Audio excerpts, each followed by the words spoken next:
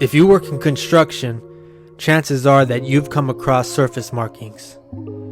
Surface markings are basically spray paint marked on the ground symbolizing specific underground utilities.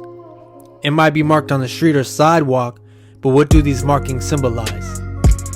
The American Public Works Association, APWA, has developed a uniform color code to protect excavators from accidental contact and/or damage to underground utility lines. Colored flags or stakes should also be used in conjunction with the surface markings to increase visibility.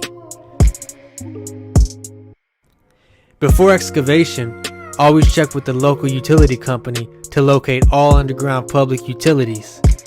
So what do each of the colors represent?